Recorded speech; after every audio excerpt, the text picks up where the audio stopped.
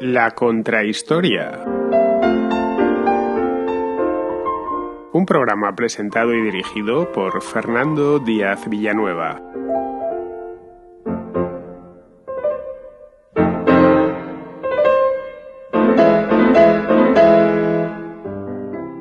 El 9 de noviembre de 1799, 18 del mes de Brumario, según el calendario republicano, tres hombres, Manuel Sieyès, Roger Ducos y Napoleón Bonaparte, se hicieron con el poder en Francia mediante un golpe de Estado que ponía fin al periodo del Directorio, un sistema que había nacido 4 años antes tras la reacción termidoriana. Napoleón era el más joven y el único que tenía mando sobre tropas. Su prestigio era muy grande, venía de vencer en Italia y en Egipto, y contaba con grandes apoyos en París, donde su hermano Luciano se había hecho con la presidencia del Consejo de los 500. Del golpe del 18 Brumario surgió un nuevo sistema que bautizaron como consulado. 3 cónsules gobernarían de forma colegiada bajo una nueva constitución. Pero pronto Napoleón se impuso a los otros 2, los apartó y se encargó de redactar la llamada Constitución del año 8. Durante 4 años ejercería como primer cónsul, al principio de forma temporal, luego vitalicia, tras conseguir una paz muy ventajosa en Lunéville y Amiens con austriacos y británicos. En 1804, para consolidar y expandir su poder, decidió coronarse emperador en una aparatosa ceremonia en la Catedral de Notre Dame. Todo el poder, ya sin cortapisas, era suyo. Se cerraba de este modo la Revolución Francesa, que había empezado 15 años antes con el juramento del juego de pelota en Versalles, durante la reunión de los Estados Generales. Francia regresaba a la monarquía, pero con una nueva dinastía que reclamaba su legitimidad en la propia revolución. La guerra volvió pronto al continente.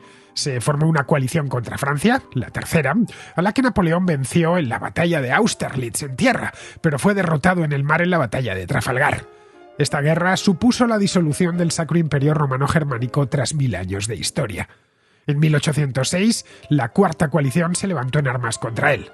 Napoleón derrotó a Prusia en las batallas de Jena y Auerstedt, envió a su ejército a Europa del Este y derrotó a los rusos en la batalla de Friedland, obligando a las potencias derrotadas a aceptar los duros términos del Tratado de Tilsit. 2 años más tarde, los austriacos le desafiaron de nuevo en la guerra de la Quinta Coalición, pero Napoleón volvió a imponerse en la batalla de Wagram. La suerte le sonreía en el continente, pero Gran Bretaña, que dominaba el mar, le era esquiva. Para obligar a los británicos a negociar, en 1808 invadió la península ibérica, derrocó a Carlos IV y puso en el trono español a su hermano José. Españoles y portugueses se rebelaron. Los británicos corrieron en su ayuda y se le abrió un frente en el sudoeste de Europa que duraría varios años. El descalabro en España preludiaría su derrota en Rusia. En 1812 envió un gran ejército, la Grande Armée, para someter al zar, pero fracasó. Tras ello se formó la Sexta Coalición que venció a los franceses en la batalla de Leipzig. La coalición invadió Francia y ocupó París, obligando a Napoleón a abdicar en abril de 1814.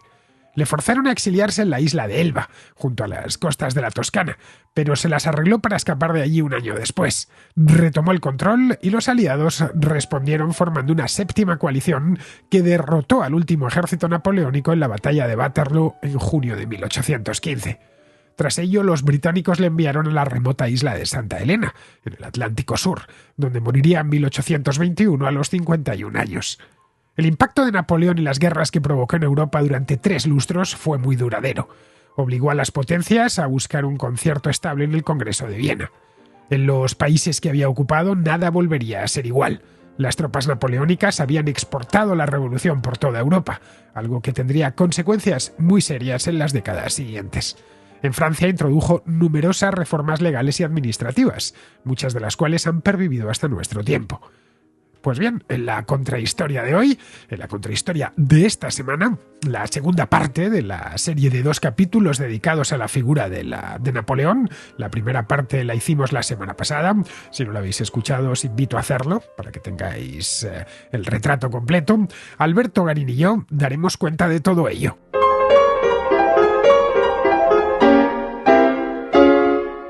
Hablábamos la semana pasada aquí en la contrahistoria de Napoleón Bonaparte, cosa que vamos a seguir haciendo esta semana.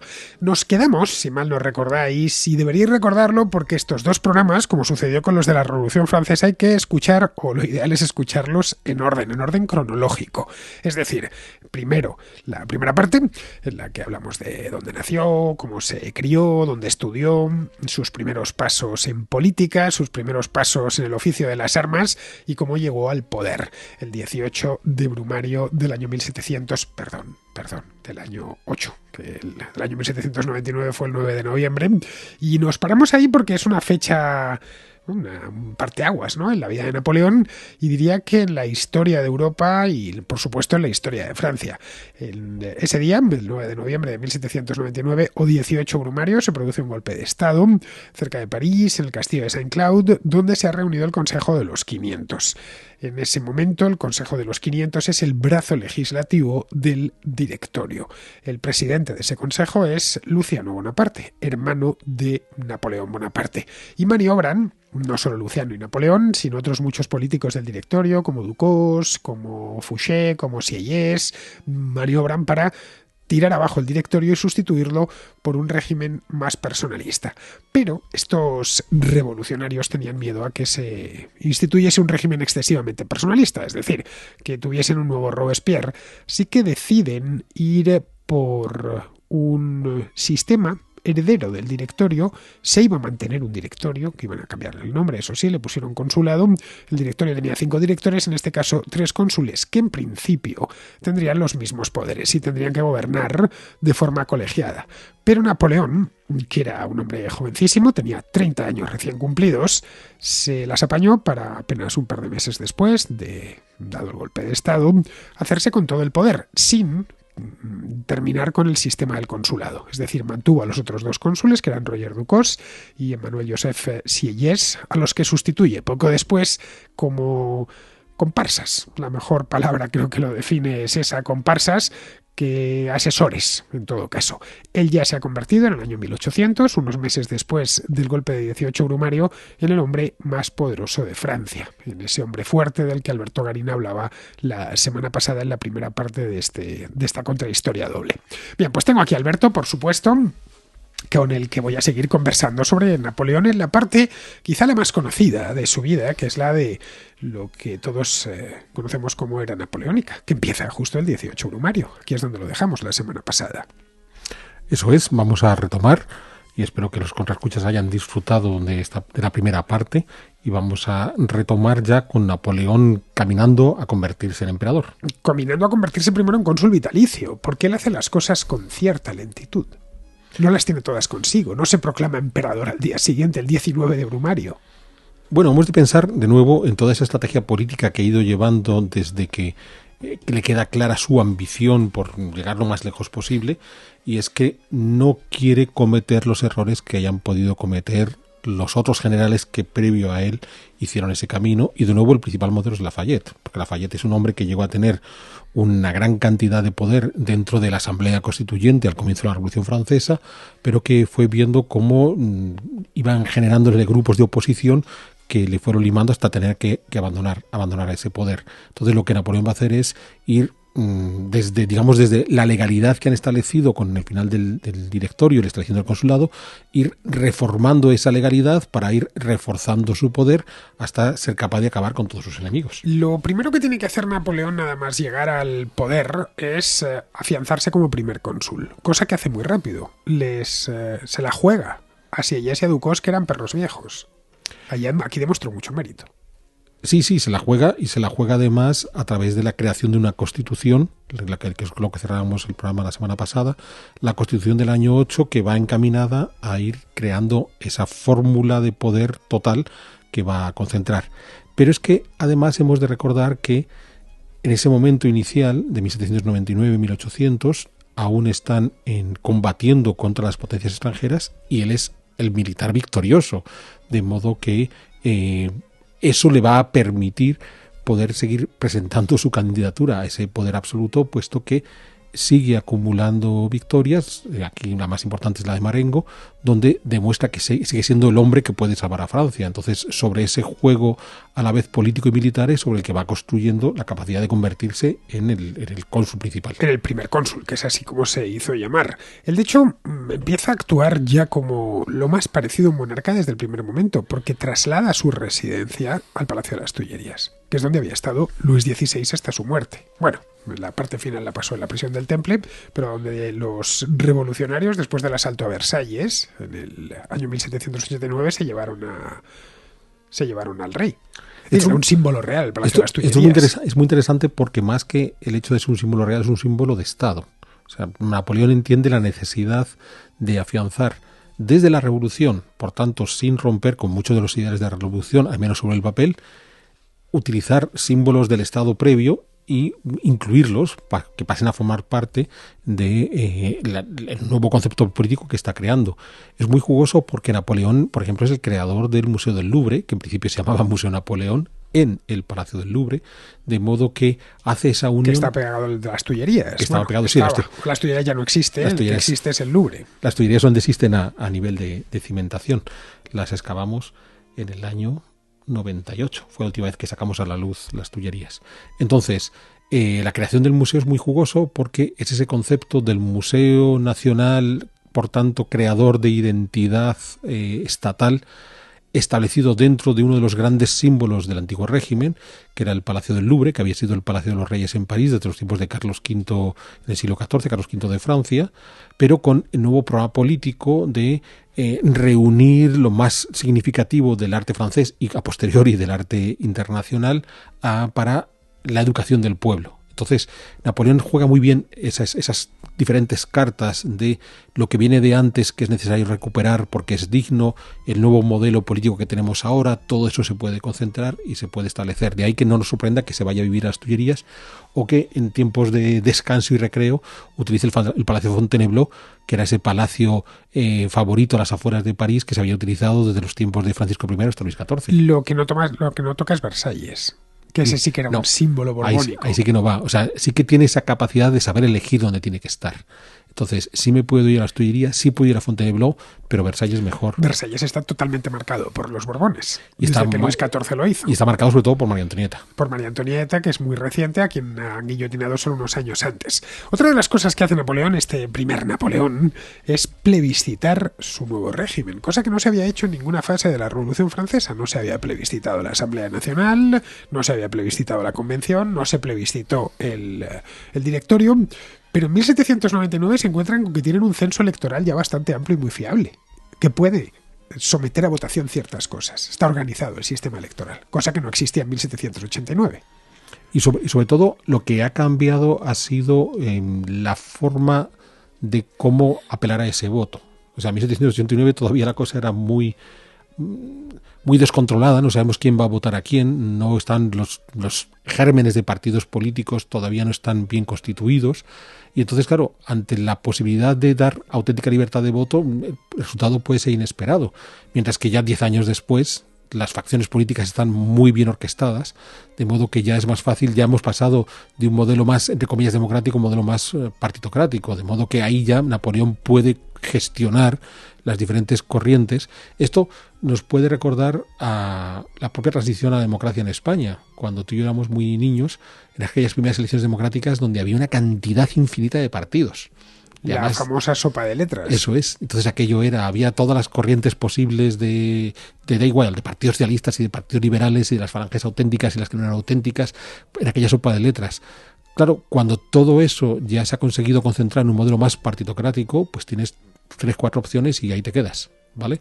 Y si vives en una comunidad autónoma con ciertos rasgos regionalistas, pues tienes las 2 opciones regionalistas. Pero es lo que estaba ocurriendo en Francia. Napoleón sí se puede permitir plebiscitar porque ya hemos articulado de tal manera el voto que yo sé a quién tengo que apelar para conseguir esos votos. Y se presenta no él. Él lo que hace es someter a referéndum la Constitución del año 8. En la que ya pasa a ser él el primer cónsul, ya le ha hecho la jugada a Ducos y a Sieyès, y pregunta a los franceses, a los que tienen derecho a voto, que tampoco eran tantos, no sabemos cuántos podría haber, pero unos 4 o 5 millones de personas, no más, de todo el país, y gana con un 99%, 99,9%. Lo cual demuestra lo bien que ya había aprendido a manejar las facciones políticas para que voten lo que él quiere que se vote. Es decir, un 99,9%, yo no sé si hubo fraude, pero es posible.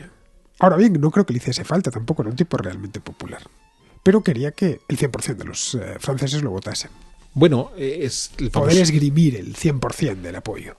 No, incluso, además es algo que vemos repetido a lo largo de la historia, los dos siguientes siglos, la necesidad de ser refrendado por un porcentaje elevadísimo, pero no absoluto, para mostrar que doy sitio a la discrepancia.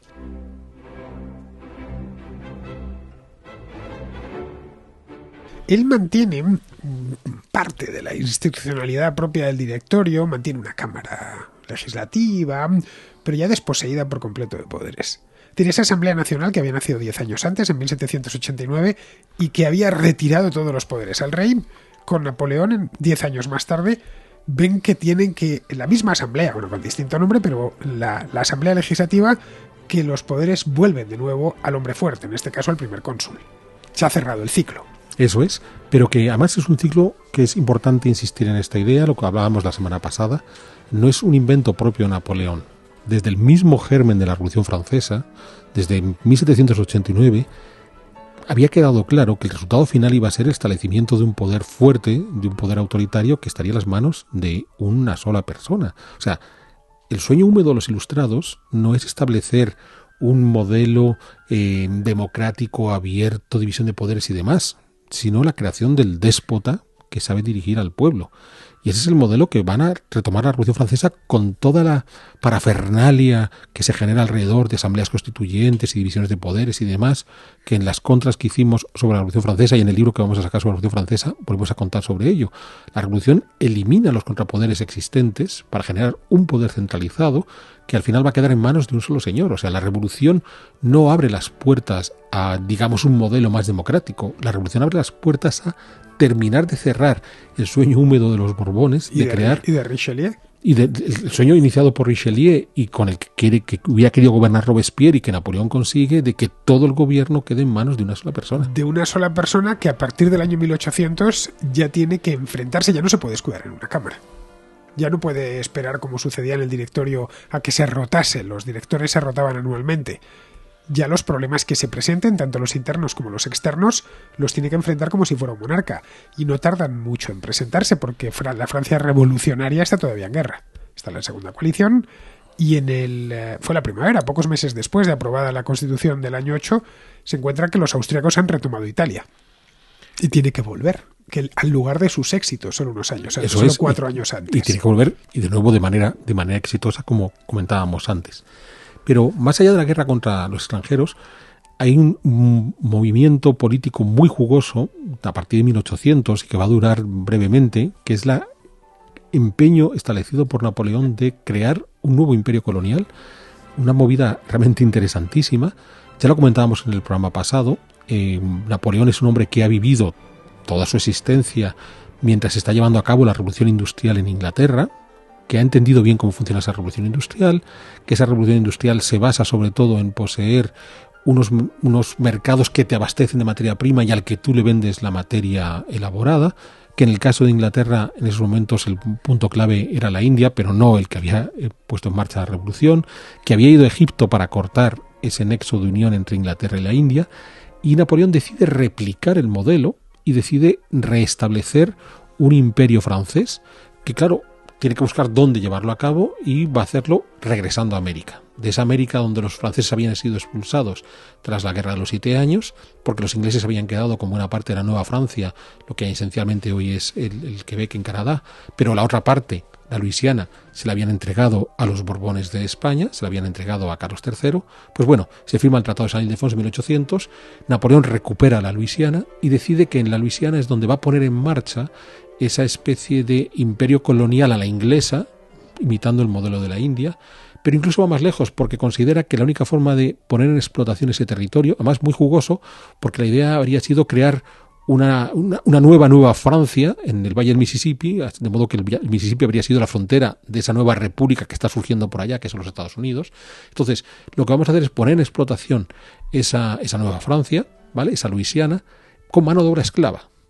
Y claro, para ello tiene todavía una dependencia en América, que es la isla de Haití, donde la Convención había dado libertad a los esclavos, pero donde Napoleón decide que va a reimplantar la esclavitud, que es un elemento que se nos suele olvidar en la historia de la Revolución Francesa.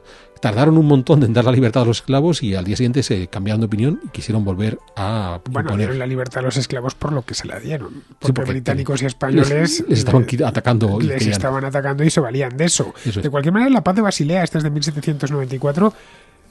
El rey de España de la época, que es Carlos IV, mejor dicho, su ministro plenipotenciario, que era Godoy, le entrega lo que es hoy la República Dominicana. Sí. Es decir, antes de la llegada de Napoleón sí habían ganado algo en América. Habían ganado toda la isla de la Española. Un cachito de la Española, porque la otra parte es Haití. Entonces, va a poner en marcha este modelo en Haití. Conoce la noticia de que van a reintentar la esclavitud, los haitianos están completamente en contra de esa movida, y entonces es cuando entra en esa guerra brutal, que ya había habido una primera parte en Haití, pero la guerra de independencia de Haití es una guerra absolutamente brutal. En ese momento Napoleón se da cuenta de la incapacidad que tiene para andar cruzando el Atlántico si los ingleses son sus enemigos, entonces no tiene el dominio del mar, de modo que difícilmente va a poder llevar a cabo su sueño de crear un imperio colonial que le permita poner en marcha una revolución industrial del modelo inglés, de modo que abandona la idea. La guerra de Haití terminará con la independencia de Haití, y la Luisiana en 1803 directamente se la vende a Estados Unidos y se olvida. Pero es curioso cuando vemos esa forma de actuar de Napoleón en unas dimensiones absolutamente brutales. O sea, bueno, voy a crear un imperio. Entonces, a ver, españoles, me dais la Luisiana, que claro, no es el estado de la Luisiana actual, sino es todo el Valle del Mississippi. Era mucho más grande. Es todo el Valle Mississippi, desde el Golfo de México hasta la frontera. Hasta los Grandes Lagos. Hasta la frontera de Canadá, ¿de acuerdo? Y aquí voy a montar una serie de explotaciones agrícolas que me van a abastecer materia prima para mi industria, y entonces voy a reesclavizar a los haitianos, voy a mandar cientos de miles de haitianos a la Luisiana. O sea, tú lo escuchas y dices, es desmedido. Es absolutamente desmedido lo que está planteando. Pero esto lo comparas con medidas que conocemos de tiranos del siglo XX, ¿de acuerdo? De Mao haciendo sus revoluciones en China, moviendo a la población de un lado para otro, o matándolas de hambre, o lo que hacen los Khmeres rojos en Camboya, vaciando las ciudades. Este tipo de cosas absolutamente desmedidas, y dices, ostras, ¿son los hijos de Napoleón? Una persona que además ni siquiera conoce América. Napoleón nunca estuvo allí. No, ni todo lo que se ha oído hablar de las islas. Eso es. No, él trabaja sobre mapas. Bueno, pues aquí movemos, aquí, allá, y ya está, resuelto. Bien, su principal problema con todo no era ese. No era lo que pasase en Norteamérica, ni mucho menos. Ese era un gran proyecto, un proyecto que se frustró pronto porque para 1804 había sido completamente olvidado. Fue ese año, el año en el que se convierte en emperador, y también en el que vende la Luisiana a Estados Unidos, y en el que se independiza Haití. Haití fue la segunda república americana después de los Estados Unidos en independizarse. Ya luego vendrían todas las repúblicas hispanoamericanas. Y en el caso del Canadá, pues habría que esperar muchísimo más tiempo, hasta el punto de que todavía hoy el jefe de Estado de Canadá es el rey de Inglaterra, el rey Carlos III. El principal problema, como decía, de Napoleón en este momento, en el año 1800, es que sigue en guerra con los austriacos y se ha reiniciado la guerra de Italia. Y esta vez los austriacos ya saben a quién se enfrentan, pero a pesar de todo no consiguen doblarle el brazo. No, porque él, armándose de valor, se pone a la cabeza de sus tropas de nuevo, vuelve a asaltar el norte de Italia, derrota a los austriacos en la batalla de Marengo en junio de 1800, y con eso empieza a abrir las negociaciones con las que cerrar esa nueva coalición militar que se había montado ya no contra la revolución, sino contra Napoleón, y lo consigue acabar con esa segunda coalición, firmando el Tratado de Amiens en 1801, donde, el Tratado de Amiens es la última parte de todas las negociaciones, porque antes ya ha firmado con los austriacos y el Tratado de Amiens ya con la Gran Bretaña, y es muy curioso porque en ese momento lo que va a conseguir es abrir un singular periodo de paz donde no se tiene que pelear con nadie durante los siguientes 2-3 años. Entonces es muy llamativo porque va a lograr una curiosa estabilidad en el continente realmente llamativa. Y claro, es ahí donde él ya puede reforzar aún más su autoridad, convertirse en primer cónsul en 1802 y después ya dar el salto a la recuperación de la monarquía, pero en forma imperial. Para convertirse en primer cónsul, él vuelve a hacer otra cosa, que es plebiscitarlo de nuevo. Y vuelve a ganar con una mayoría aplastante. Sí, porque de nuevo Y ya saben. aparece textual, lo tengo delante, ¿no? Lo primero que se les dice así, no es que lo hace escondiéndose. Dice, la nueva Constitución, se crea una nueva Constitución, ya sabéis que en la Revolución Francesa todos los problemas los querían solucionar con constituciones. Artículo 1, el pueblo francés nombra y el Senado proclama a Napoleón Bonaparte primer cónsul vitalicio. Ya tenían un monarca con el nombre de cónsul, pero Sí. el pueblo francés estaba nombrando un nuevo monarca. Pero, una vez más, ¿nos suena tan contemporáneo todo lo que hace Napoleón? O sea, es tan fácil, yo solo tengo que cambiar el marco legal, y cambiando el marco legal porque tengo el poder para cambiarlo y tengo la autoridad y nadie me va a cuestionar mi autoridad, que lo puedo cambiar. Y entonces, donde ayer que respetaba la república relativamente democrática, me he creado esa extraña república autoritaria del triunvirato y ahora la convierto en cónsul. Además, con ese juego muy cesariano, ¿no? De Julio César rechazando la corona de rey, pero me quedo como dictador vitalicio, pues eso es lo que hace Napoleón. Ya digo, lo jugoso de Napoleón no solamente es el acontecimiento histórico que él vive, lo que él crea durante el periodo que gobierna, sino cuántos Napoleones ha habido después. Cuántos han sido los gobernantes en América, con la mayor parte de los procesos de independencia, en Europa o en Asia o en África, todos han querido ser un pequeño Napoleón. Napoleón es el patrón de gobernante dictatorial de los 2 siguientes siglos. Eso es. Y además da igual que sean de gentes de derechas o de izquierdas, todos sueñan con ser Napoleón. Todos sueñan con ser Napoleón. Bien, la paz de Amiens del año 1802 abre, pues yo creo que lo que es el único periodo en paz de toda la época napoleónica. Eso es, ese par de años en el que no tiene que pelearse con nadie. Él con Amiens consigue algo que venía persiguiendo la revolución desde sus inicios, o al menos desde que empezaron las guerras en 1792, que era por fin, porque habían llegado a acuerdos con todos, habían llegado a acuerdos con austriacos, con prusianos, bueno, con los italianos naturalmente, con los españoles, pero no habían llegado a tratados de paz con los ingleses. Es la primera vez que consiguen estar en paz con el Reino Unido. Para Napoleón es importante, porque ese gran proyecto transatlántico que ha concebido solo puede llevarlo a término si está en paz con el Reino Unido.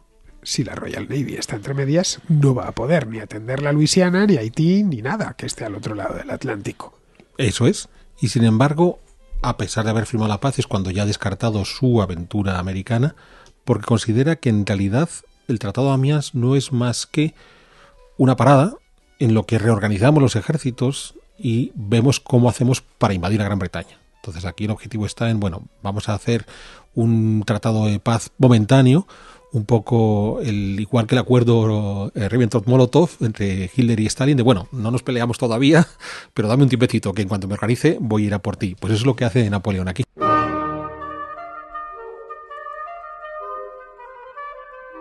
Porque él sí se plantea construir una flota.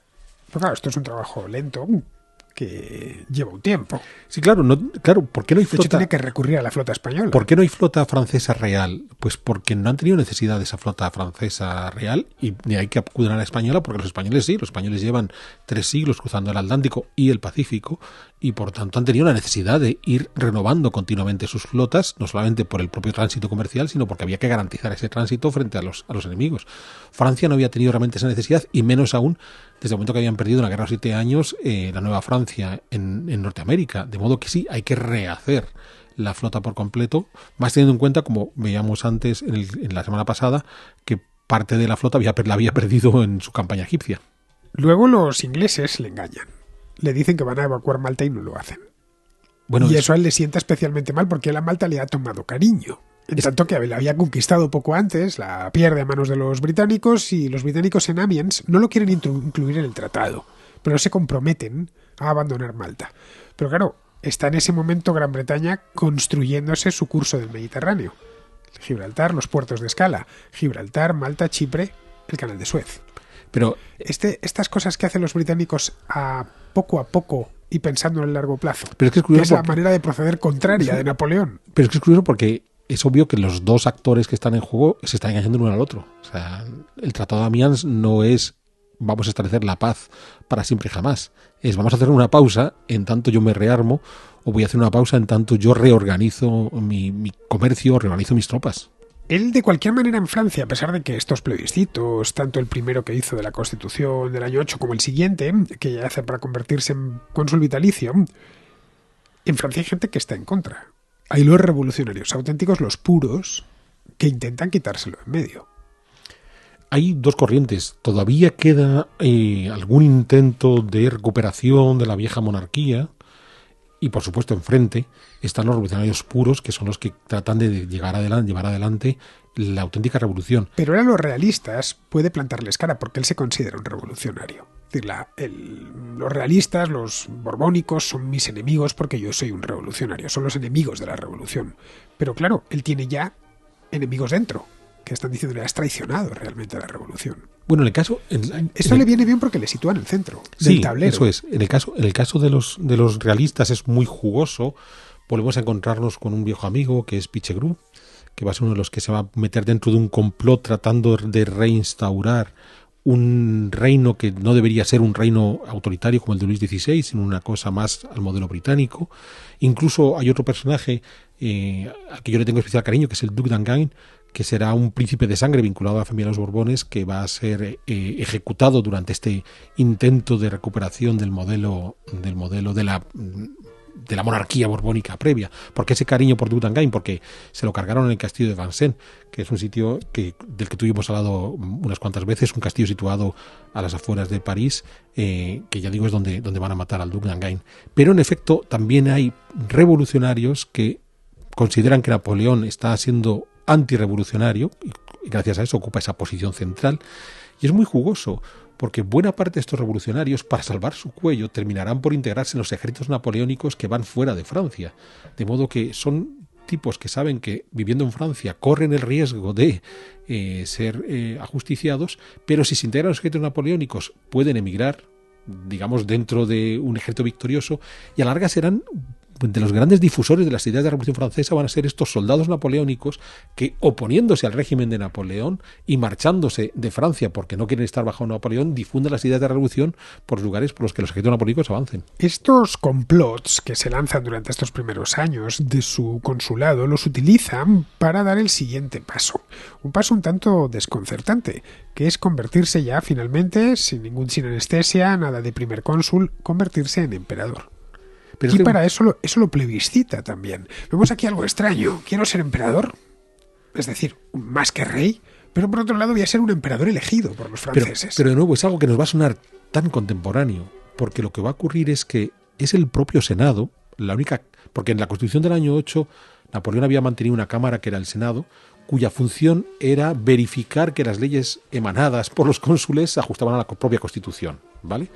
Entonces, es el Senado en el que, considerando que la República está en riesgo ante esos conspiradores tanto ultrarrevolucionarios como realistas, ante las agresiones externas que los ingleses están empezando a orquestar de nuevo, le piden a Napoleón: salva a la República convirtiéndote en emperador. Entonces, claro, esto es muy llamativo cuando podemos ver otros procesos políticos en el mundo contemporáneo donde de forma torticera el tirano le retuerce el brazo a la asamblea de turno para que diga no voy a ser yo el que voy a salir al frente de las televisiones a decir quiero ser el dictador absoluto, sino es una solicitud del pueblo encarnado en la asamblea la que me pide que me sacrifique por ese pueblo. Entonces, claro, ya digo, esto suena tan contemporáneo. Contemporáneo ellos lo sabían, claro, todo lo que iba a venir después, pero hablábamos en el programa anterior de esa querencia por todo lo clásico de los revolucionarios franceses, por lo griego y especialmente por lo romano, la idea del dictador romana, la del Cincinato, de que ha venido a salvar la República y ha sido el Senado romano el que le nombra y le inviste de plenos poderes, eso sí, temporales. Era la dictadura romana de solo 6 meses y Julio César fue el único que se lo saltó, a quien le nombran dictador vitalicio. En este caso estaríamos en algo parecido, pero a él no le asesinan. No, y piensa que estas élites piensan en esos términos, conocen bien la historia de la República Romana. Pero en lugar de ser dictador vitalicio vamos a nombrar emperador. O sea, vamos a ser más romanos todavía que los romanos y vamos a nombrar emperador. Y es muy curioso porque va a ser tan contradictorio que durante los siguientes 4 años las monedas que se acuñan en Francia irían con el nombre de Napoleón Emperador, República Francesa. Magnífico, magnífico. Esto, bueno, se me ha escapado este aplauso, pero yo creo que solo por el... iba a silenciar un micrófono y se me ha ido, pero Napoleón Emperador... República Francesa. República Francesa. Esta, bueno, es de estas veces que tienes un solo dato, te explica una época entera. Bueno, él se proclama emperador, bueno, ya sabes la historia, ¿no? En Notre Dame, el 2 de diciembre de 1804, y esta es una de de los momentos de la vida de Napoleón más conocido porque se autocorona. Eso es, no le pide al Papa que le ponga la corona en la cabeza como solía ser habitual, sino que él toma la corona, se la pone en la cabeza. De ahí que... Quiere hacerlo tradicional, llama al Papa. Sí. Quiere ser un emperador con todas las de la ley. Y es muy curioso porque... El mismo que se ha casado por lo civil unos años antes con Josefina. Sí, pero él ha entendido que a pesar de la Revolución Francesa, a pesar de la constitución civil del clero francés, a pesar de la intento de galicanizar la Iglesia católica en Francia y demás, hay una parte notable de la sociedad francesa que sigue apegada a las tradiciones católicas romanas, de modo que hay que hacer un guiño hacia ese mundo católico romano que sigue siendo una parte importante de los franceses. De modo que, aunque sea el Senado el que le ha pedido que sea emperador, quiere que la parafernalia pase por la tradición más longeva, que es la de que el Papa esté presente en esa coronación. Una de las cosas que consigue ella como cónsul antes de ser emperador es un nuevo concordato con el Vaticano, que salva los muebles al gobierno francés porque ellos siguen nombrando a los obispos y siguen teniendo mano sobre la Iglesia, pero interrumpe y acaba la campaña anticristiana que se había empezado en tiempos de la Asamblea Nacional y que continúa, y llega a sus últimas consecuencias durante la Convención cuando se crea una religión de sustitución. Se crea lo del culto al Ser Supremo. Aquí Napoleón recoge todo el cable posible. Se da cuenta que eso también suprime el calendario republicano. Pero que todos estos excesos los va limpiando poco a poco, pero con mucha mano y con paciencia. Pero, de nuevo, es que todo es tan contemporáneo. Cuando vemos que en la Rusia soviética se volvió a abrir la mano y Putin lo ha hecho muy bien hacia la Iglesia ortodoxa. O sea, es espectacular hasta qué punto Napoleón se va a convertir en un modelo a seguir por cualquier tirano que se precie. Porque él, entendiendo que una de las formas más fáciles de congraciarse con una parte de la sociedad que le rechaza es sencillamente recuperar las viejas tradiciones católicas, ya está, no me cuesta nada. O sea, fue una pelea estéril. O sea, los revolucionarios franceses, como ya tuvimos ocasión de verlo en las contrahistorias que hicimos al respecto, hay un momento en que, digamos, se quedan sin un enemigo al que perseguir y se inventan un enemigo, el enemigo de la Iglesia Católica, y se dedican a machacar a la Iglesia Católica de una forma un tanto gratuita, que Napoleón dice, es que es tan fácil recuperar a esa parte de la sociedad sencillamente con volver a mostrar respeto hacia la Iglesia Católica, que ya está, lo tengo facilísimo. Pero no les voy a devolver en ningún momento todo lo que les hemos expropiado. No, por supuesto, y además estoy dominando la mayor parte de Italia, con lo cual tengo al Papa bajo mi mano. Bueno, él se hace proclamar, mejor dicho, rey de Italia. Sí, 1805. Sí, ya está, busca la corona, la vieja corona. La vieja esa de hierro y tal. Eso es, de los lombardos. O sea que sí. Pero ya digo, el Papa, claro, el Papa por un lado recupera parte del prestigio que había perdido con la Revolución, pero por otra sabe que tampoco se puede oponer a Napoleón porque le tiene a las puertas de Roma. Le tiene a las mismas puertas de Roma y sabe que está dispuesto a cualquier cosa. Él le ha visto operar en Italia en los últimos años. Su principal problema, de nuevo, es Inglaterra, es Gran Bretaña, que esta vez no es Francia la que declara la guerra, es la propia Gran Bretaña, se la declara en el año 1803 y además no llega sola, llega con una gran coalición, la tercera coalición, que está Austria, por supuesto, se mete también Suecia, se mete Rusia, se mete hasta el Imperio Otomano. Empiezan a ver que Napoleón es un peligro. Aquí ya no hay coaliciones contra la Francia revolucionaria, sino coaliciones contra Napoleón. A partir de la tercera ya son todas así. Sí, con todo le costó, porque Inglaterra declara la guerra en mayo de 1803 y no logra reunir a los otros convidados a la coalición hasta casi año y medio después. O sea, Inglaterra de partida considera que solo con ese dominio del mar... Recordemos que una de las obsesiones de Napoleón era generar un ejército que permitiera la invasión de Gran Bretaña, ¿vale? Después del Tratado de Amiens, al día siguiente se pone a concentrar tropas en el norte de Francia para asaltar Gran Bretaña. Los británicos son conscientes de lo que les va a ocurrir, de modo que ellos también se arman, consideran que el dominio del mar puede ser suficiente, pero una vez iniciado de nuevo los combates, hay que bajar a tierra, o sea, hay que ir a Francia, hay que ir a Europa, hay que desembarcar en el continente, y entonces es cuando la Gran Bretaña busca cómo configurar una nueva coalición donde tenga gentes que le estén apoyando desde los meros frentes de tierra. Entonces ahí es donde en efecto va a incluir a los austriacos, a los rusos, va a incluir a los suecos, pero lo llamativo es que, por ejemplo, Prusia no está incluida aún en esta coalición, aunque en fases previas sí había combatido no contra Napoleón sino con la Revolución Francesa.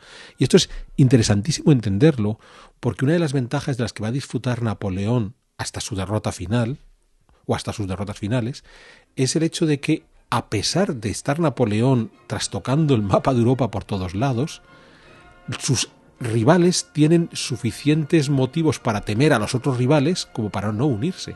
Entonces, claro, Austria le ha pegado unas cuantas bofetadas a Napoleón varias veces, la ha derrotado de una forma contundente, al final incluso terminará por ser completamente invadido por los napoleónicos, pero Austria tiene otro enemigo, que es Prusia.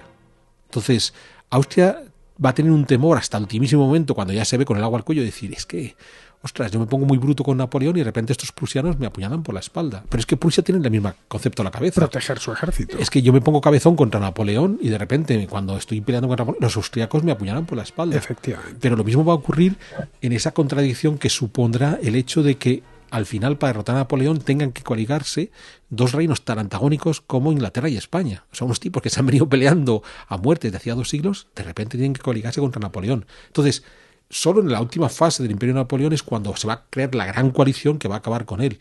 Mientras tanto, Napoleón jugará con esa ventaja. Sabe que sus enemigos, y esta tercera coalición es muy jugosa, no todos están unidos contra él, porque a pesar de todo, entre sus enemigos hay algunos que no se miran nada bien. Entonces, claro, en la tercera coalición está Austria y está Inglaterra y está Rusia, pero no está Prusia, no está España. ¿Por qué? Porque prusianos y españoles temen más a los miembros de la coalición que al propio Napoleón. La estrategia que sigue Napoleón en esta guerra de la tercera coalición es doble. Por un lado, como decías, era invadir Gran Bretaña, de reunir un ejército para cruzar el Canal de la Mancha y ocupar Gran Bretaña, pues como había hecho con el norte de Italia. Y el otro es moverse de nuevo hacia el Rin. En un lado se iba a encontrar a los austriacos y en el otro presumiblemente a los británicos. La parte austríaca le funcionó, le salió fenomenal. Metió al ejército en el sur de Alemania y en Ulm, que está en Suabia, le derrotó sin ambajes. Bueno, tan sin ambajes que pudo continuar hasta Viena. De lo que no había conseguido hacer el ejército revolucionario, lo consiguió el ejército napoleónico. Pero en cambio, en el mar le salió fatal. No consiguió atravesar el Canal de la Mancha porque necesitaba destruir antes la Royal Navy. Y se enfrenta a ella no en el Canal de la Mancha, sino frente a las costas de Cádiz, en España, y para eso necesita recurrir a la flota española.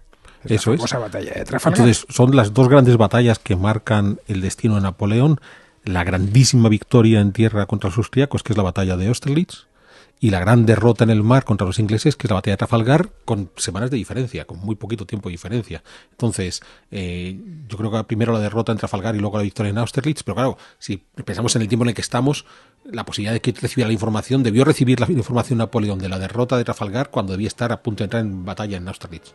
Esta derrota de Trafalgar en parte se la carga a los españoles y tendría una consecuencia dramática en la historia de España. Sí. Porque deja el reino de España sin flota. Eso es. Entonces, en efecto, desarma a España y a partir de ahí, como tú dices, las consecuencias al medio plazo serán notables. Pero claro, hemos de pensar que la batalla de Trafalgar, uno de los errores es que la comandancia superior de la flota franco-española se deja en manos de los franceses, que son los que menos tradición naval tienen en esa batalla. Por ejemplo, en la soberbia de Napoleón, o sea, son los míos los que hacen las cosas bien. De nuevo, hacemos historia ficción. ¿Qué hubiera ocurrido si el mando hubiera tenido almirantes españoles y no franceses? Pues a lo mejor el resultado habría sido otro. No lo creo, pero quizás. Bueno, ten en cuenta que la Royal Navy ya era más grande que la flota española, aunque eso sí, los españoles combatían cerca de Cádiz. Con lo cual tenían una ventaja. Esto no fue una batalla que se librase en el Canal de la Mancha, ni mucho menos. La espinita de Gran Bretaña nunca la superó. Y serían los británicos quienes le terminasen encerrando. Sí, y además no es casual, o sea, el hecho de que los británicos sean los que terminen por enviar al último rincón del mundo a Napoleón es el fruto de todas estas campañas donde él una y otra vez ha querido acabar con ellos. Es algo de lo que los británicos todavía hoy en día se sienten muy orgoosos, de haberle puesto freno a Napoleón. Sí, hombre, esa gran plaza de Londres, el Trafalgar Square, no es gratuito. Si hay algo que, no, y en general, ¿no? Lo ves, los libros napoleónicos o de la época napoleónica que se encuentra uno ahí en las librerías en Inglaterra, ¿no? Y el orgullo que 200 y pico años después todavía siguen sintiendo los británicos de nuestros días de haber frenado a este tirano continental cuya obsesión era invadirles. Uh-huh. Y que nunca lo consiguió, a diferencia de lo que hizo en España o de lo que hizo en Rusia, porque se extendió por todo el continente, pero nunca consiguió poner un pie en Gran Bretaña. Sí, ya digo, y insisto, a mí me chocó la primera vez que visité Londres cuando era adolescente, que una de las principales plazas tenga el nombre de un accidente geográfico gaditano que es Trafalgar. Y tienen ahí a Nelson, además, marca encima mucho. bueno, el centro, digamos, que es como la Puerta del Sol de Londres, sería algo asimilable, ¿no? A Trafalgar Square. Bien, él después de Austerlitz, a pesar de que le han ido las cosas mal en el mar, en tierra le van mejor que nunca. Y empieza a inventar. Él, la zona alemana, o el mundo alemán le había sido, a los franceses les había sido reacio hasta ese momento, en las guerras anteriores. Pero en esta sí consiguen derrotar a los austriacos y empieza a crear cosas. Crea, por ejemplo, la Confederación del Rin. Es muy interesante porque Que esto... que no ha existido nunca, No. empieza a juntar principados y crea una confederación. A la imagen y semejanza de esas repúblicas hermanas del año 1796 en Italia. Pero esto es muy llamativo porque va a ser la primera vez que encontramos algo parecido a una Alemania unida. Bien es cierto que dejando fuera a los dos principales países germanos, que eran Prusia y Austria, pero lo llamativo es que cuando años después, en la guerra franco-prusiana, las tropas prusianas terminen por unificar esa Alemania, cuando los ejércitos prusianos iban camino de Francia y después ya derrotarán a Napoleón III y ocuparán Francia y demás, en ese camino van visitando la parte occidental de Alemania y se van a encontrar que hay muchos lugareños que en su casa tienen retrato de Napoleón. Pero claro, para ellos Napoleón es aquel señor Es el primero que ha fundado algo parecido a que una... tuvo la buena idea claro, de que a una los Alemania alemanes independiente. podemos estar todos unidos. Entonces es una cosa chocante pensar. Y eso que no fue una vez más, como cada vez que pasaban los ejércitos de Napoleón, no es que fuera especialmente amable en sus avances por Alemania. Otra cosa que hace en esta misma época, estamos hablando ya de 1806, es empezar a quitar reyes con mucha historia a sus espaldas. Porque lo que había hecho hasta ese momento en el norte de Italia en concreto, bueno, pues había cargado al duque de Parma, al de Módena, fichas menores, ¿no? En este caso al de Nápoles lo vuela. Ojo, la casa de Borbón, una casa real que tenía cientos y cientos de años de historia, para colocar a su hermano. A su hermano José. A su hermano José. Sí, porque llega un momento en el que... No solo yo ya soy rey. Es que los Bonaparte vamos a ser la dinastía principal de Europa.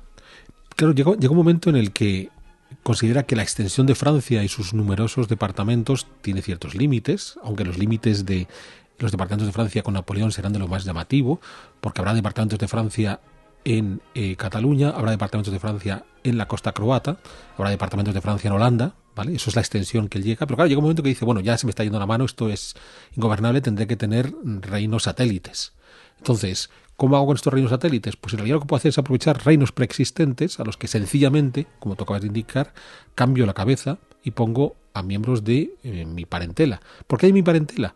Porque, por supuesto, que voy a poner a mi hermano José, pero cuando me haga con la corona de España y me traiga a José de Nápoles y lo ponga en España, Mete entonces pondría a Murat, a mi fiel Murat, que es su cuñado. que además es mi cuñado porque se ha casado con mi hermana, con lo cual vamos a ir estableciendo una red de reyes que ya no solamente son satélites porque su reino dependen del Imperio francés, sino que ellos mismos de manera personal dependen de mí. Es lo mismo que también va a ocurrir en Suecia cuando ponen no ponen sus generales, pero llega Bernadotte por allí y termina por convertirse. Bernadotte sigue siendo el rey de Suecia. Sí, los Bernadotte siguen siendo reyes como de Suecia. Si tuviéramos aquí un rey de la casa de Bonaparte, ¿no? Eso es, como si Felipe VI fuera Felipe VI Claro, Bonaparte. no sé si te sucedió a ti la primera vez que viste que la dinastía reinante en Suecia se llamaba Bernadotte. Y decías, bueno, muy sueco. La verdad es que no suena ni siquiera alemán. Ajá. Y hasta que estudias un poquito, lo lees y dices, caray, que estos llegaron con Napoleón. Que es un general de Napoleón. Efectivamente, un tal Bernadotte, que venía pues creo que de hecho el sur de Francia, vamos, una cosa lejanísima de Suecia. El tema es que a raíz de todos estos movimientos, la Confederación del Rin, la manera en la que humilla a los austriacos, el fin del reino de Nápoles como se conocía hasta ese momento, colocando a su hermano, esto a otros reyes europeos como el de Prusia empieza a asustarle. A decir, el siguiente soy yo. Sí, pero es muy llamativo, porque claro, estamos en todo este proceso, ya nos hemos comido Nápoles, bien, se organiza una nueva coalición, estamos en 1806, de nuevo encabezada por Inglaterra, donde, como tú dices, ya el rey de Prusia considera que a lo mejor tiene que participar, no vaya a ser yo el siguiente, pero donde no está Austria. Es cierto que Austria ha sido derrotada en Austerlitz, pero volvemos a esa situación en la que Napoleón sigue jugando con la ventaja de que no todos sus enemigos se ponen en contra de él, porque entre sus enemigos hay tales rivalidades que Claro, en esta cuarta coalición los grandes ausentes vuelven a ser, en este caso, por la parte alemana es Austria, en la previa era Prusia, y por la parte occidental España, que sigue siendo aliada de Napoleón. Entonces, claro, nos encontramos que ha sido capaz de lograr que no todos se pongan en contra de él. El día que logre que todos se pongan en contra de él, se acabó su imperio. Él lo que llegó a conocer es bien los equilibrios de poder que había en el continente europeo en el año 1800. Y forzó demasiado la máquina. Eso es. Estiró demasiado de la cuerda. Hombre, consideró que... Y estira la cuerda, el gran error es con Rusia, porque él llega un momento en que dice, bueno, ¿hasta dónde puedo llegar? Pues puedo llegar hasta controlar una cantidad importante de Europa, pero no toda.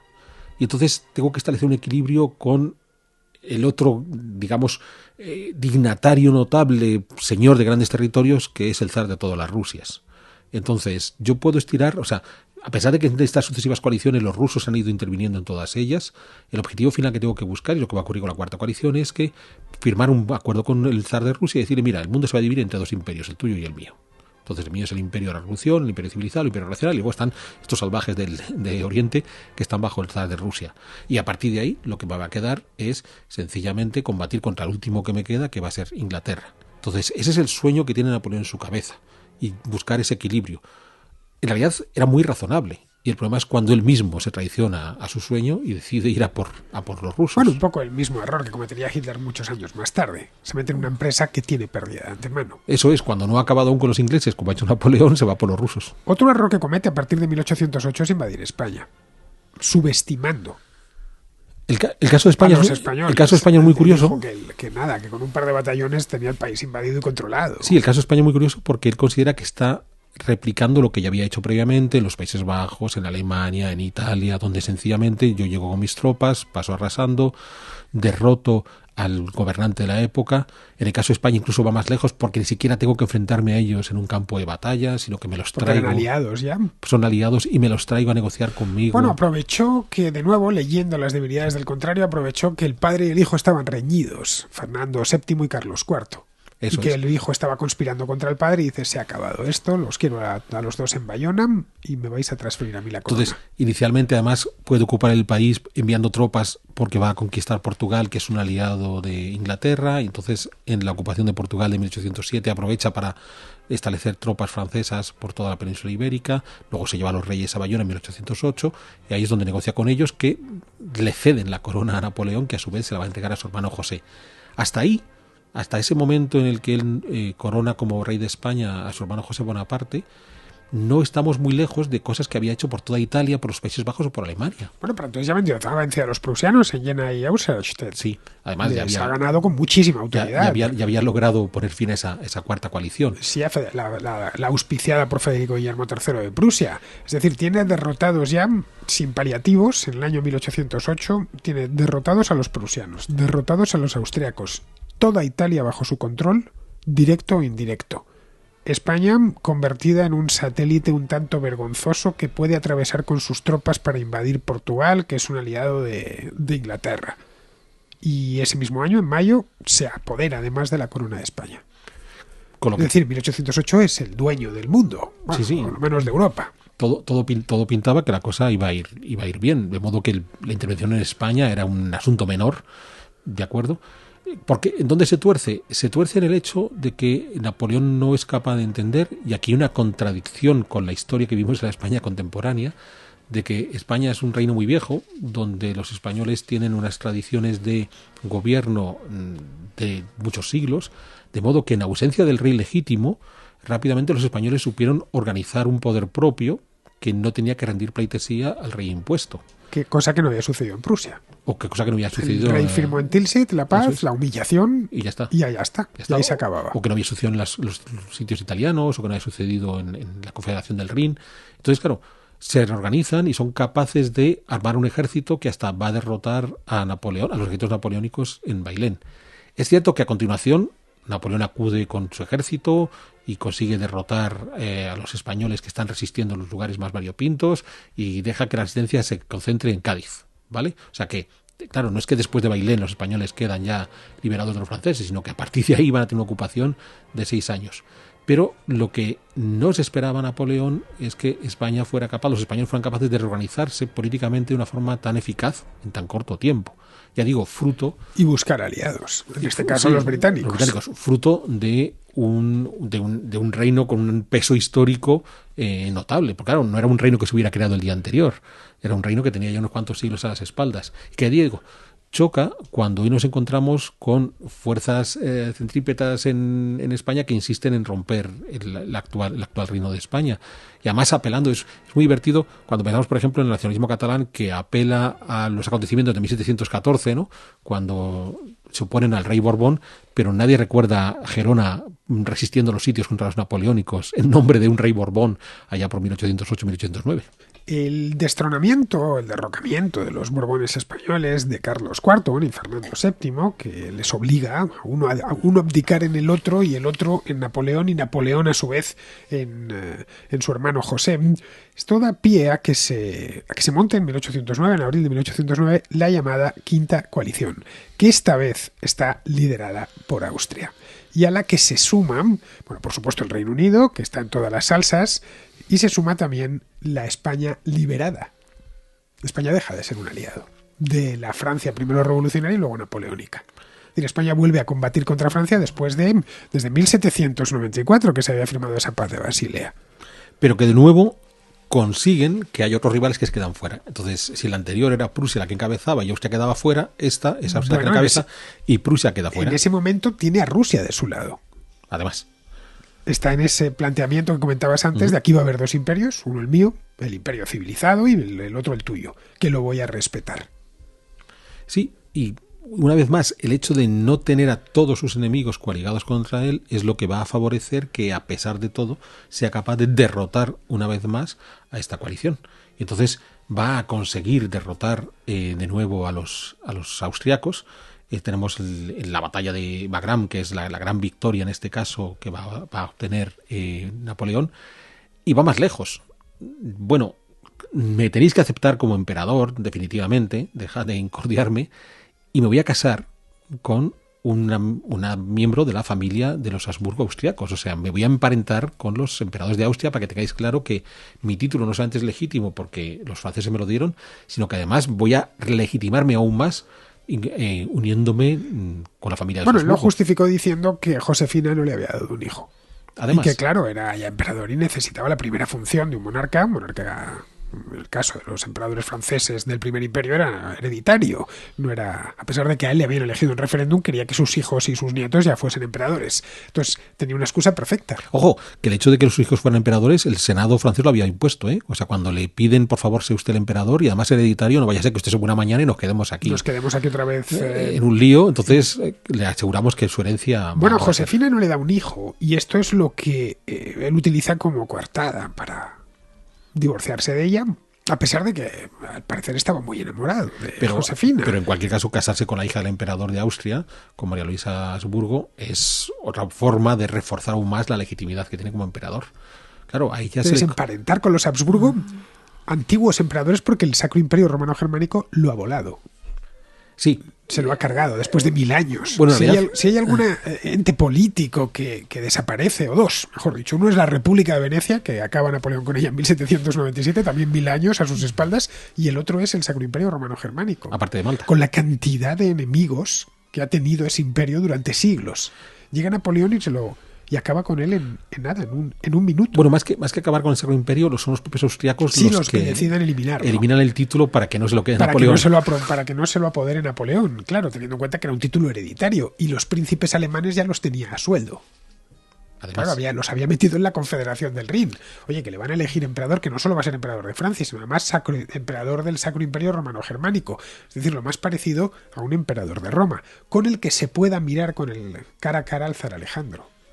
Entonces, yo soy la antigua Roma y tú eres la nueva Roma. Entonces ahí es donde en principio habría llegado a ese equilibrio que venía buscando en Europa. Yo soy, como tú dices, la nueva Roma y entonces permito que Rusia sea la alternativa. A ellos sí que les voy a dejar que sigan teniendo esa independencia, pero ellos es cuando comete el gran error de considerar que no, que tiene que ir a por Rusia. que tiene que invadir Rusia, estamos hablando de 1812, y así acabar definitivamente y ser él el único emperador. Entonces ahí sí que tiene un subidón de vanidad absoluto que va a ser lo que provoque su final. A pesar del aviso que había recibido en España, donde llegó a tener 300.000 efectivos y no llegó a controlar el país del todo, nunca, o la península. 300.000, que estamos hablando de un ejército gigantesco, como no se habían reunido nunca. Para la campaña de Rusia junta casi 500.000 de hombres. La Grande Armée. Sí, no llegan a ser 500.000 de franceses, pero si sumamos todas las otras tropas de aliados que llevó, son casi 700.000 los que hace entrar en Rusia en 1812. Entonces, sí, la Gran Armée es una brutalidad de ejército absolutamente delirante, en la que considera que él cuenta con la ventaja de, 1, manejo muy bien a mis ejércitos, 2, son muy numerosos, 3, tengo el plus de la artillería. Entonces, la solución que va a utilizar el zar Alejandro es quitarle esa cuarta pata, arrasando los campos a medida que las tropas napoleónicas van avanzando y los rusos van retrocediendo. No van a dejarle que se pueda abastecer sobre el terreno.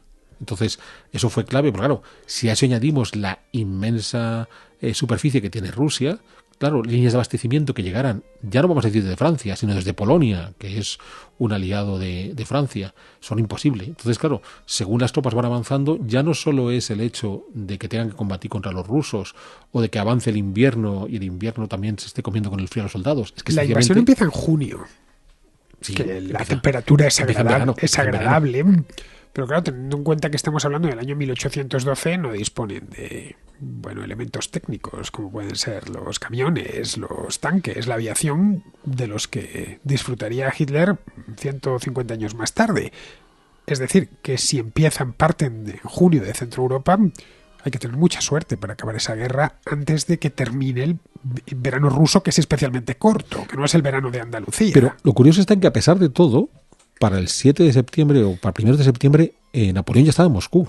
O sea, el tipo logró. Pero porque no le opusieron resistencia. Eso es. Porque la estrategia de los zares fue esa. Me retrocedo y campo arrasado. Iban quemándolo todo. Quemaban los pueblos. Eso es, para que no haya nada de donde te puedas abastecer.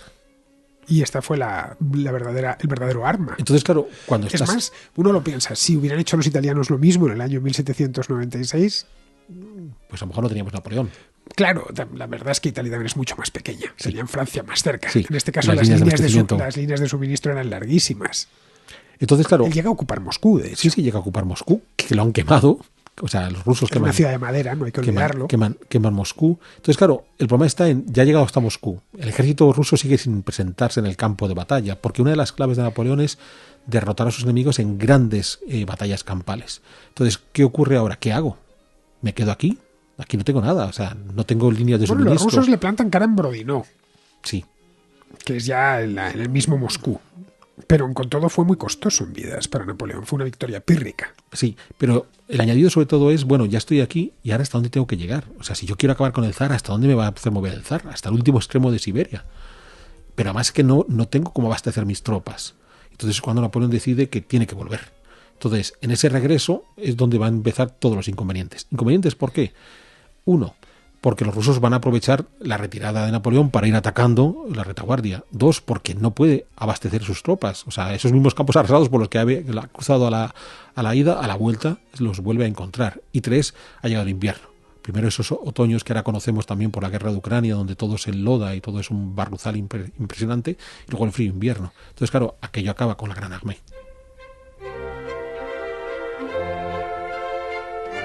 La Gran Armée regresa hacia Europa Occidental, concretamente hacia Francia, y allí lo que se encuentra es malestar. De hecho, hay un golpe, incluso el de Malé, en el año 1812, y los europeos, los que había ido invadiendo, ¿no? Los prusianos, los austriacos, empiezan a descontar que al final el emperador no es invencible, que este ruso le ha doblado la mano, y es cuando se conforma la Sexta Coalición, cuando se enfrenta ya a todos juntos. Pero incluso con un añadido, y es que al mismo tiempo que él está retrocediendo desde Rusia, sus tropas en España también están retrocediendo. Porque claro, porque los británicos han entrado por Portugal y les están empujando. eso es, a finales de 1813 ya es la batalla de Vitoria y las tropas francesas ya han cruzado los Pirineos de vuelta. Entonces, claro, ya no solamente es que vengan malas noticias del emperador siendo derrotado por el zar en Rusia, es que tenemos al enemigo en la misma frontera. En la misma frontera por el sur, y uno de esos pilares de los que hablábamos, que era la recluta forzosa, se encuentra, por ejemplo, en España, con que también se está reclutando a todo el mundo. Ahora sí. Claro, ahora sí. Es que claro, cualquier innovación militar que se te pueda ocurrir, los demás también las van a utilizar. O sea, te va a durar la novedad lo que te dure, pero después ya... Han pasado 20 años, o casi 20 años, desde que la convención obligase a la recluta obligatoria, la leva en masa que llamaban, y en aquel momento ya empieza a no haber gente en Francia que reclutar. Que eso, claro, llevamos ya un cuarto de siglo de combate y entonces se empieza a notar. Que no pueden reponer lo que van perdiendo en las fronteras, lo que van perdiendo en España, lo que van perdiendo en Rusia. La Sexta Coalición, con todo, que la Sexta Coalición es en 1812-1813, todavía Napoleón consigue resistir un poco, ¿eh? Sí, todavía les planta cara. Les planta cara, pero sí que, como hemos insistido, aquí sí va a conseguir que todos sus enemigos se unan contra él, porque aquí sí va a estar no solamente los británicos y por supuesto los rusos, están los prusianos, están los austriacos. Entonces ahí es cuando ya han decidido, bueno, nos tenemos que poner todos de acuerdo, más allá de que al día siguiente, cuando acabemos con este tipo, nos matemos entre nosotros, eso es otra historia, pero ahora sí que nos tenemos que poner todos de acuerdo. Y esa guerra se salda con la victoria aliada. Y esa guerra acaba con la victoria aliada. La primera de las coaliciones que acaban con la victoria aliada. Y que consiguen que Napoleón tenga que rendirse y entregarse. Renunciar al imperio, renunciar a la corona, y lo exilian a una isla. Bueno, no renuncia porque sí va a conservar el título de emperador. O sea, en esta derrota de 1814... Sí, pero el imperio como tal desaparece. Sí, el imperio desaparece, pero él se guarda la dignidad de emperador. Los aliados se lo dejan, bueno, pues por no humillarle más, ¿no? Pero en Francia se reinstaura la monarquía borbónica poco después y vuelve Luis XVIII. Vuelve Luis XVIII. Los propios aliados lo piden. Entonces, estamos en abril de 1814... Es el Tratado de Fontainebleau, muy interesante porque cuando hoy visitamos el Palacio Fontainebleau, este palacio construido por Francisco I Valois a comienzos del XVI, como una auténtica innovación del Renacimiento, bla, bla, bla, lo jugoso es que buena parte de lo que te cuentan en el Palacio Fontainebleau es lo que llaman les adieux de Napoleón, que es cuando él se marcha. Entonces es de las cosas más fascinantes que hay en torno a Napoleón, porque es cuando te dicen: aquí está la cama donde echa su último sueño, aquí es donde está el asiento donde se sienta para desayunar, esta es la mesa en la que toma su último desayuno. Están fascinados por esa figura, la figura de un tirano. Y entonces esa figura, esa historia de Les Adieux de Napoleón es una cosa tan fascinante cuando visitas Fontainebleau. Porque claro, yo cuando fui a Fontainebleau la primera vez hace 1000 años, no me sabía que había estado allí justo antes de partir para Elba. Y yo iba a ver el palacio del siglo XVI de Francisco I y no.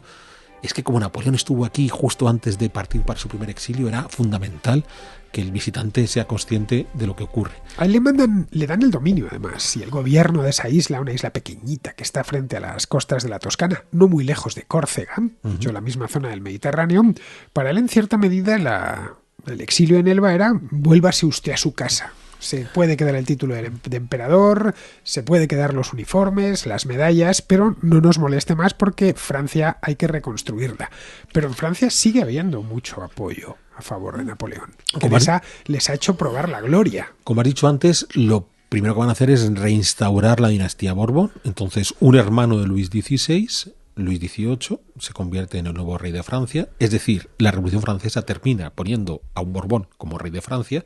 Estas cosas curiosas que no aparecen tan iluminadas en los libros de historia. Parece que después de la Revolución Francesa los franceses ya se hicieron todos republicanos y nunca más volvió a haber reyes. Y no.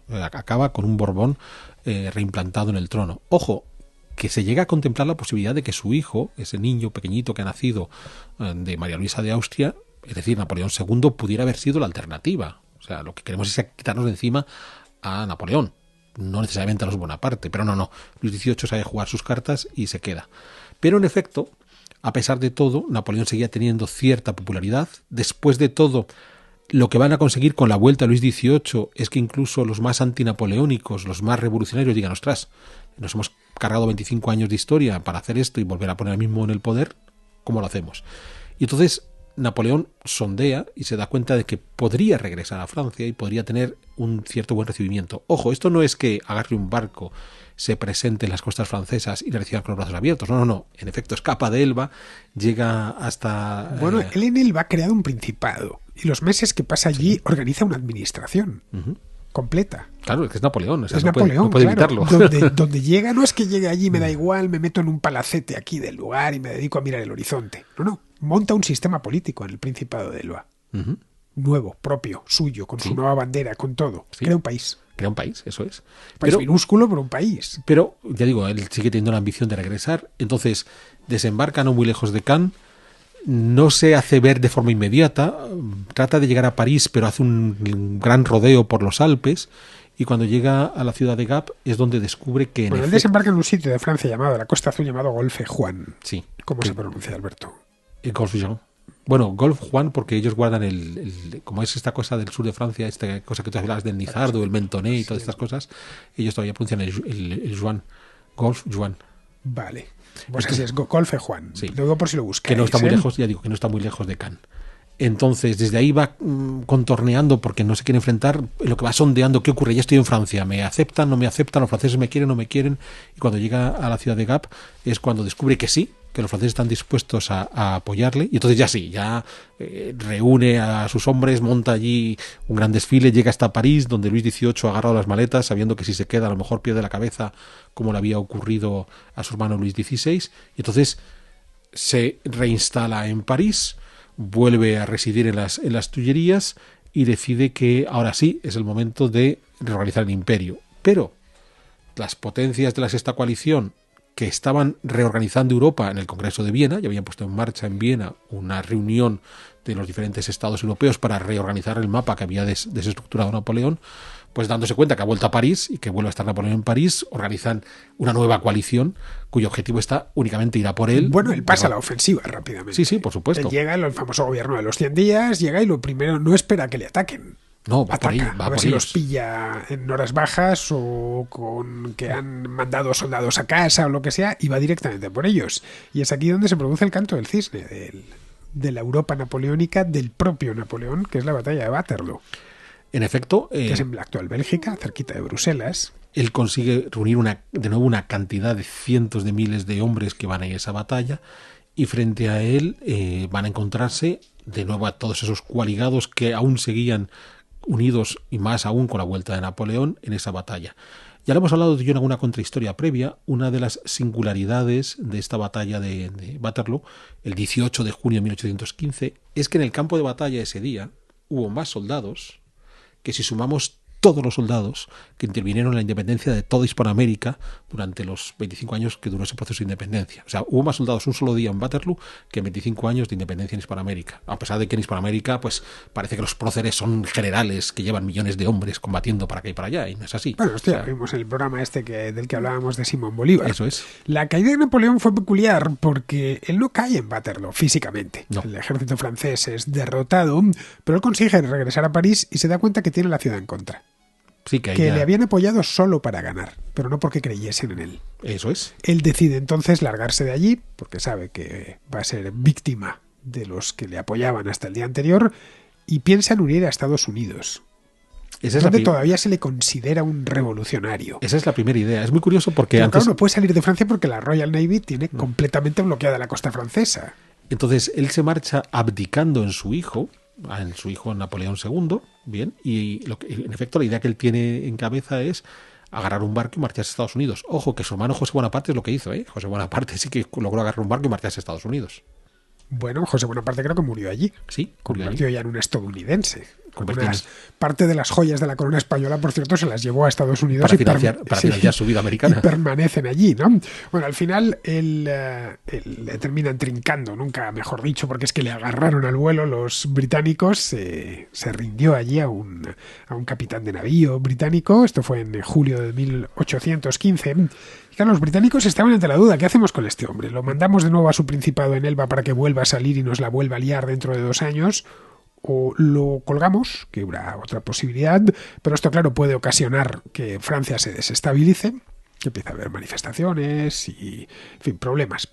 No queremos crearle problemas que ahora mismo no tiene a Luis XVIII, que no era especialmente popular, o lo mandamos al fin del mundo. Y decidieron mandarle al fin del mundo. Bueno, de partida de lo que solicita a los británicos, cuando ya se da cuenta que no lo van a dejar ir a Elba, es que le dejen irse a vivir a Gran Bretaña. O sea, él pide a los británicos que le permitan exiliarse en Gran Bretaña. Pero claro, los británicos dicen, no está demasiado cerca, claro. No está demasiado cerca. De ninguna manera. Y en efecto le mandan al fin del mundo. A la isla de Santa Elena, que hoy es el fin del mundo, no quiero ni pensar lo que sería en el año 1815. Pues llegar a la isla de Elba es complicado. Tienes que ir a Sudáfrica y después tomar un barco que tarda 3 o 4 días en llegar desde Ciudad del Cabo. En fin, es de estos lugares realmente remotos. Si queremos olvidarnos del mundo, Santa Elena es uno de esos lugares, sí, donde uno se puede olvidar del mundo y el mundo de él. En efecto, y entonces allí le van a mandar a Santa Elena. Lo curioso está en que de partida, cuando llega a Santa Elena, todavía le dan ciertas dignidades que le irán eliminando según va pasando los años. Pero él no va como gobernante de Santa Elena. No es como lo de Elba, que le dan. Él tiene que estar. Es un prisionero del gobernador británico de Santa Elena. Sí, es un prisionero. No puede organizar nada allí. Pero yo digo, es un prisionero que de partida tiene ciertas comodidades que le van eliminando poco a poco. En realidad, lo que los ingleses hicieron con Napoleón es cargárselo, pero de manera lenta. Entonces, en lugar de ahorcarle y ganarse el desafecto de los franceses, lo que van a hacer es ir. Claro, es que no es una persona muy mayor. Cuando llega a Santa Elena es un tipo que tiene 40 y tantos años. Sí, claro. 45, 46 años. 46 años. Y entonces le van a romper su salud a base de ir eliminándole los escasísimos privilegios que tenían, con lo cual, más allá de que él pueda tener ciertas afecciones ya de su salud, porque él tenía siempre unos problemas de estómago e intestinos notables. El famoso gesto de Napoleón con la mano en el pecho en realidad era por todos sus problemas estomacales.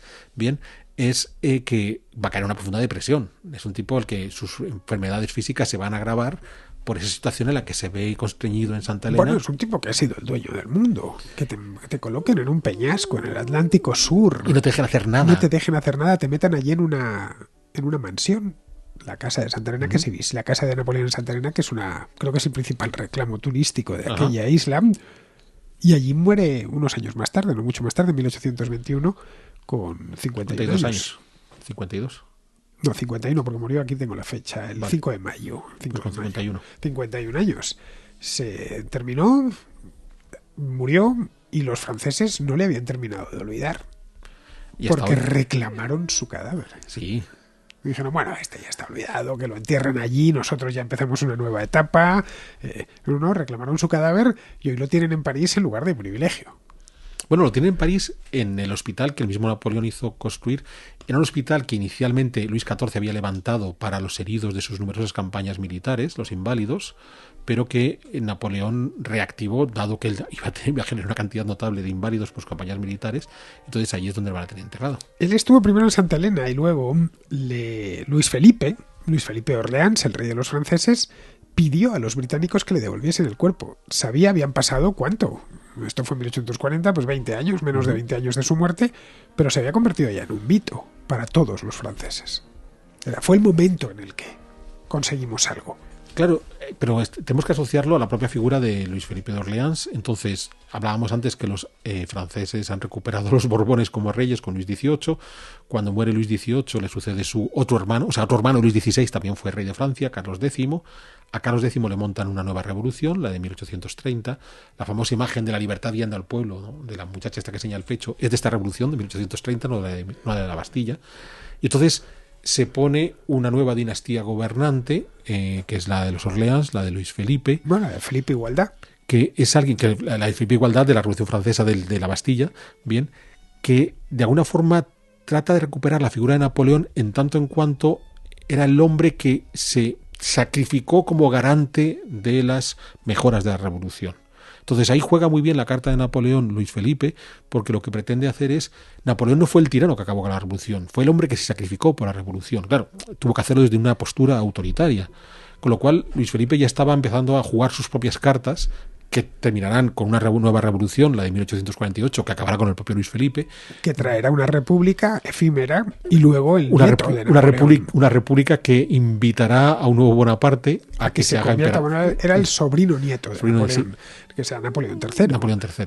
De hecho, hay todavía en Francia legitimistas, tenemos legitimistas, es curioso, lo de Francia es una república llena de republicanos además, pero tienen legitimistas borbónicos, que por cierto, el heredero es Luis Alfonso. Es un Luis Alfonso, es un español. Luego tienen legitimistas orleansistas, de esta línea de Luis Felipe, y luego legitimistas bonapartistas. Eso es. Si algún día reinstauréis la monarquía, primero tendréis que decidir, cuando dicen de los españoles, no es que están los carlistas, no es que los franceses siempre nos ganan de mano por todo. Sí, tienen Cualquier más, tipo de locura. Tienen más candidatos aún. Sí, tienen 3 candidatos. Bueno, pues enterran a los inválidos en un sarcófago magnífico debajo de la cúpula. Si vais a París, bueno, pues una de las visitas turísticas necesarias y obligadas es la tumba de Napoleón.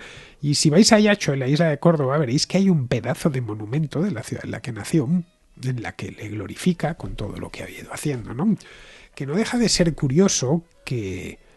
Claro, si eres español, por ejemplo, si eres británico, o si eres austriaco, o si eres italiano, con el daño y el dolor que causó a todos sus vecinos, que los franceses lo tengan en un altar.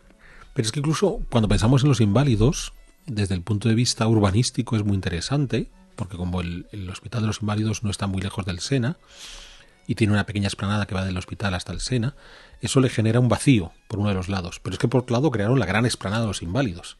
De modo que cuando tú miras París desde el cielo, hay dos referentes inmediatos. Uno es la Torre Eiffel, porque es extraordinariamente alta, y otro es la cúpula de los Inválidos. O sea, es uno de esos elementos que en el paisaje parisino siempre vas a ver.